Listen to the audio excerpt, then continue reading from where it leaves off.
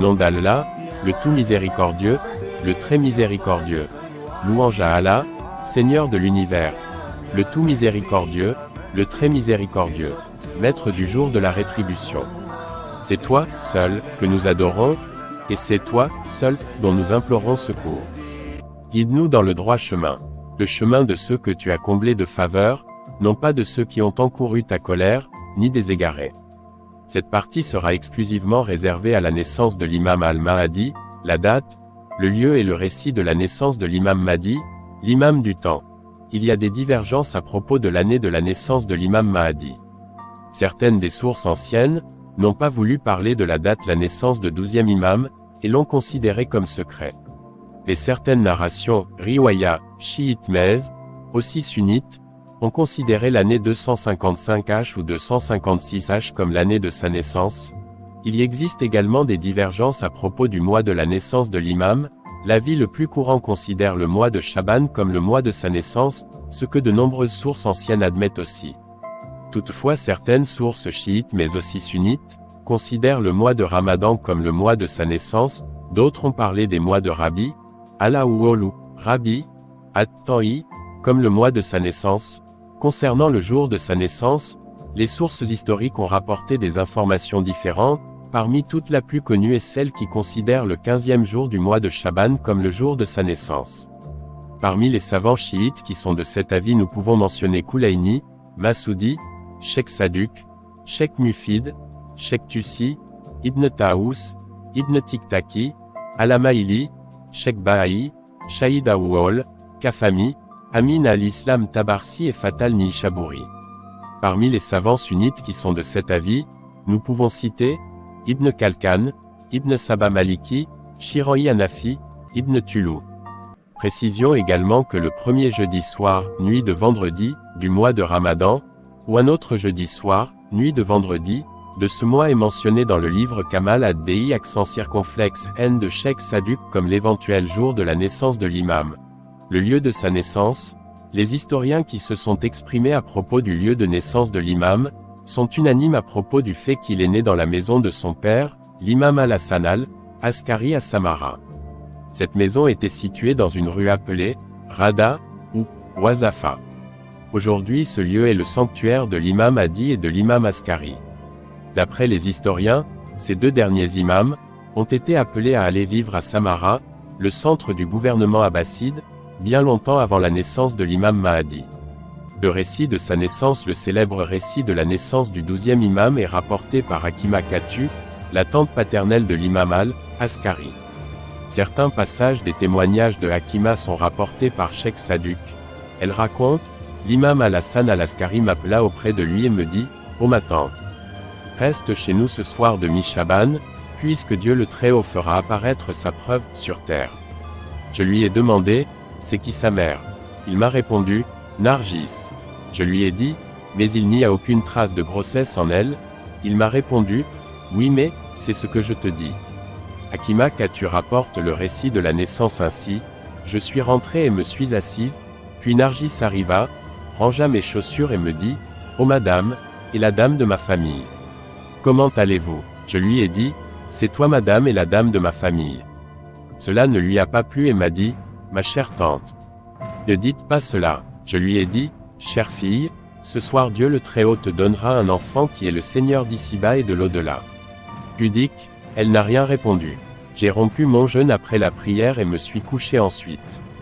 Dans la nuit quand je me suis levé pour la prière, Nadji dormait. J'ai continué mes prières puis me suis allongé, mais j'étais réveillé par inquiétude. Elle dormait. Plus tard elle se réveilla et effectue sa prière et se recoucha. Elle continue, je me suis levé et suis sorti pour regarder l'aube dans le ciel. J'ai constaté que la première aube, Fajr al-Awwal, est levée, elle dormait. J'ai douté dans mon cœur. Soudain Abou Muhammad cria de sa chambre, ô ma tante, dépêche-toi que cela se rapproche ici. Elle dit, je me suis assise pour réciter les sourates, à Sajda et Yazin. Nargis, se réveilla d'un coup avec inquiétude, je me suis précipité vers lui et lui ai dit, que le nom de Dieu soit sur toi. Sens-tu quelque chose? Elle m'a dit, oui ma tante. Je lui ai dit, recueille-toi et renforce ton cœur que cela est bien ce dont je t'ai parlé. Elle continue, d'un coup une faiblesse nous prit Nargis et moi, j'ai repris la conscience par l'appel de mon Seigneur, j'ai retiré le drap sur Nargis et j'ai vu soudain mon Seigneur, l'enfant de Nargis, qui se prosterne par terre. Je l'ai pris dans mes bras. Il était propre et pur. Abou Muhammad m'a dit, ô ma chère tante, emmène mon enfant auprès de moi. Je l'ai emmené. Il a étendu ses deux paumes et plaça l'enfant sur ses paumes et mit ses pieds contre sa poitrine. Il mit ensuite sa langue dans la bouche de l'enfant, et passa sa main sur ses yeux, ses oreilles et ses articulations. Il dit ensuite, il salua ensuite le prince des croyants et les imams suivants jusqu'à ce qu'il arrive au nom de son propre père, puis il retira sa langue de la bouche de l'enfant. La discrétion de sa naissance le calife abbasside, en se basant sur les hadiths et les récits attribués aux prophètes et aux imams, savait bien que le 12e imam et le Mahdi allaient naître. Ils avaient mis alors en place des surveillances sur l'imam al-Hassan al-Askari et sur sa maison. Les historiens ont apporté que Mutamid Abbasi avait demandé aux sages-femmes d'entrer à l'improviste chez les Sadat, les descendants des imams, et notamment chez l'imam al-Hassan al-Askari, et de fouiller les maisons et de rapporter les états de son époux. Une servante nommée Takilki, pour sauver la vie de l'imam Mahdi avait prétendu sa grossesse, était alors arrêtée et on l'avait même gardée sous surveillance pendant 2 ans pour être sûr qu'elle ne porte pas d'enfant. La naissance de l'imam Mahdi a été cachée du commun des croyants. Ce fait et ses raisons ont été expliqués dans les hadiths et les récits. Par exemple l'imam al-Sajjad dit, il y a des traditions venues des prophètes chez notre Caïm, dont une tradition d'Abraham, qui est la discrétion de la naissance et la retraite à l'égard des gens. L'imam al-Sadiq dit également, la naissance du maître de l'ordre, Saïb al-Amr, est dissimulée aux yeux du peuple jusqu'à son apparition, et cela, pour qu'il ne porte aucune dette due à l'allégeance sur son épaule. Le cheikh Mufid pense également que, la naissance de son excellence a été cachée au public à cause des problèmes de son époque et la recherche acharnée du roi et ses efforts obstinés pour trouver la dernière preuve de Dieu. Le fait qu'une naissance soit faite en cachette, n'est pas nouveau dans l'histoire. Par exemple, on le sait très bien, la naissance du prophète Abraham avait également été faite en cachette par peur du roi de son temps qui le cherchait pour le faire disparaître. Dans le Coran également nous lisons dans la sourate Al-Kaza, les versets 7 à 13, le récit de la naissance cachée de Musabé. Imran, Coran, 28. 7 à 13. Les témoins de sa naissance, le témoin de la naissance de l'imam Mahdi, en plus de Hakima Katu, étaient 2 servantes de l'imam al-Hassan al-Askari, nommées Maria et Nazim. Le cheikh Tussi et le cheikh Saduq ont rapporté, Nazim et Maria ont dit, lorsque le maître du temps est sorti des entrailles de sa mère, il se mit à genoux par terre et monta les 2 index au ciel et éternua et dit, louange à Dieu, et que Dieu bénisse Muhammad et sa famille. Les oppresseurs pensent que la preuve de Dieu est disparue. Si nous aurions l'autorisation de prendre la parole, ce doute aurait été aboli. Les rapports sunnites, certains savants sunnites ont également rapporté la naissance du 12e imam, toutefois, ils sont restés silencieux quant à l'idée de son retour en tant que Mahdi, le fait qu'il est le Maoud. Nous pouvons citer à ce propos Ibn Athir, 630 h, dans Kamil Fi accent circonflexe al-Tahrir, Ibn Kalkan, 681 h, dans Wafiya al-Ayan ainsi que Dahabi, 748 h, dans al-Ibar. D'autres ont rapporté sa naissance tout en admettant son retour en tant que Mahdi, le fait que c'est lui le Maoud. Parmi ces derniers, nous pouvons citer Ibn Tala Shafi'i, 652 h, dans Matalib al-Sou et Ibn Saba Maliki, 855 h, dans Al-Fuzu al-Muhimma. La conscience des chiites de sa naissance suite à la naissance du 12e imam, certains chiites initiés et fiables auprès de l'imam al-Hassan al-Askari ont rendu visite à l'imam du temps. Le cheikh Mufid en mentionne certains comme Muhammad b. Ismaïl b. Musa b. Jafar, Hakima la fille de l'imam Jawad, Abu Ali b. Mutahar, Amrawazi et Abu Nasser Tarief, le serviteur, Kadaim, de la maison du 11e imam. Il est rapporté que Muhammad b. Uthman, AMRI accent circonflexe accompagné de 40 personnes s'était rendu auprès de l'imam al-Hassan al-Askari. L'imam leur montra son enfant et dit, « Il est votre imam après moi et mon successeur parmi vous. Obéissez-le et ne vous dispersez pas dans votre religion pour ne pas périr. Vous ne le verriez plus jamais désormais. » Cheikh Tussi rapporte un récit semblable en mentionnant des personnalités comme Ali b. Bilal, Ahmad b. Hilali, Muhammad b. Mouaïya b. Hakim et Hassan B. AYYU accent circonflexe BB. NU accent circonflexe AH. Kouleini également rapporta de Du, B. Ali, il qu'un homme de la Perse, Far, avait dit: je suis allé chez l'imam al-Hassan al-Askari à Samara pour devenir son serviteur, il me confia les courses de la maison. Un jour l'imam me montra son fils âgé d'à peu près 2 ans et m'a dit: il est votre maître. Du, B. Ali, il y rajoute que cet homme de la Perse lui a dit qu'à partir de là, il n'a plus revu cet enfant jusqu'à la mort de l'imam al-Hassan al-Askari. Cheikh Mufid considère des personnes comme Abu, Umar, Uthman B. Saïd al-Saman et son fils Abu Jafar Muhammad B. Uthman parmi ceux qui ont vu l'imam du temps, durant la vie de l'imam al-Hassan al-Askari, Il faut également parler des personnalités issues des célèbres familles comme Banu al-Rabah de Nasibin et Banu Saïd, Banu Maziyar de la ville de Hawa, du sud de l'Iran, Banu al-Rakoui de la ville de Kufa, Banu Nadw Bakhti de la ville de Bagdad, et un groupe des gens des villes de Kasvin et Qom, de l'Iran, ainsi que de Djibal, du Liban, comme ceux qui ont vu l'imam durant la vie de son père. La réaction des Abbassides de sa naissance.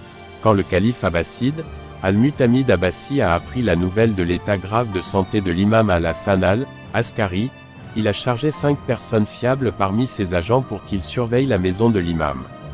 Il a ordonné également au juge de la ville, Qadi al-Quda, de charger 10 personnes fiables de son entourage pour veiller l'imam al-Hassan al-Askari. L'imam de son côté, mentionna dans son testament qu'il donnerait tous ses biens à sa mère, Eudayt. Toutefois les Abbassides n'ont pas permis que sa volonté soit réalisée, ainsi ce fut Jafar, le frère de l'imam al-Hassan al-Askari, qui prit la moitié de ses biens. Suite à la mort de l'imam, le calife abbasside envoya un groupe à la maison de l'imam. Ce groupe, outre de fermer et de sceller la maison et de confisquer les biens, était chargé de la fouiller afin de trouver son enfant. Ils sont allés même jusqu'à vérifier l'état d'éventuelle grossesse de toutes les femmes et de toutes les servantes dont Akil qu'ils ont soupçonné enceinte, et ont amené avec eux, laquelle ils ont gardée pendant 2 ans. La durée de vie de l'imam du Tempe est le 10e imam est donc né en 255 h. Cela fait maintenant 12 siècles. Cette durée de vie n'est logique vu la durée de vie de l'homme ordinaire. Les savants chiites se sont exprimés de manière différente pour répondre à cette énigme. Dans ce qui suit nous allons essayer de les catégoriser en plusieurs parties.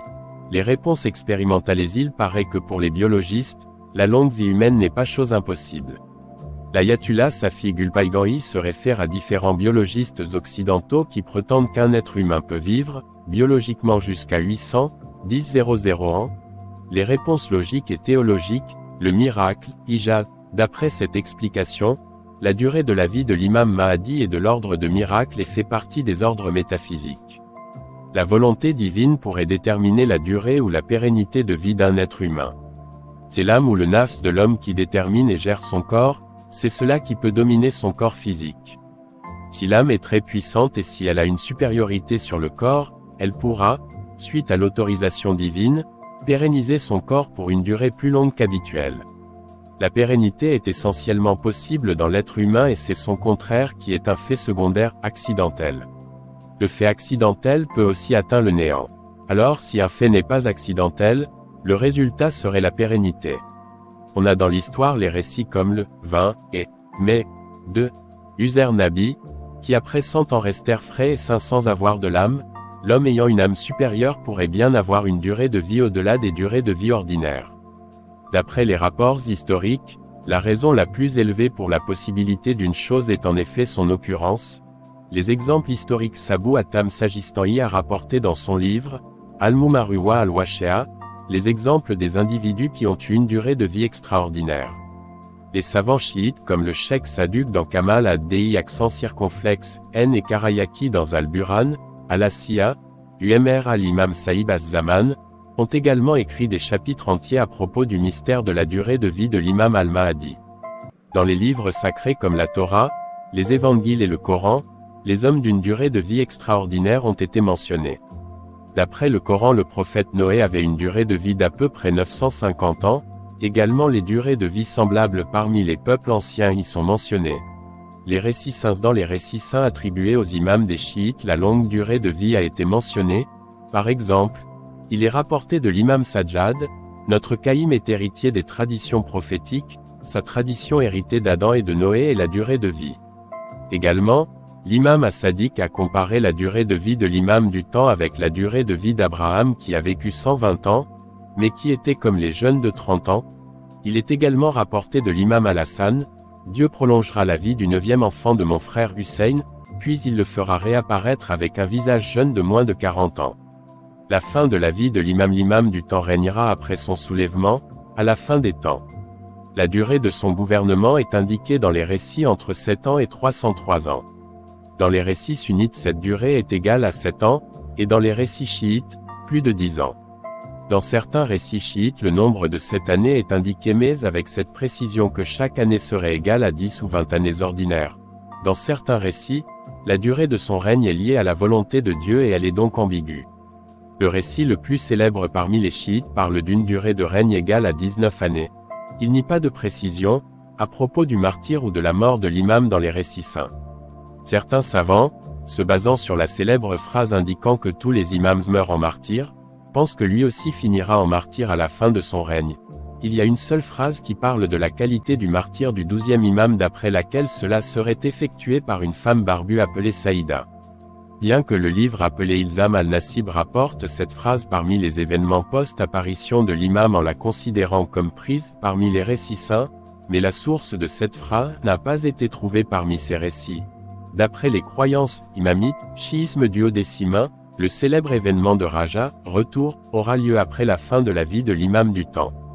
D'après cette croyance, l'imam Hussein serait la première personne qui reviendrait, ce serait lui qui ferait la prière sur le corps de l'imam Mahdi et ce serait lui-même qui lui donnerait les ablutions funéraires et le mettrait dans son linceul.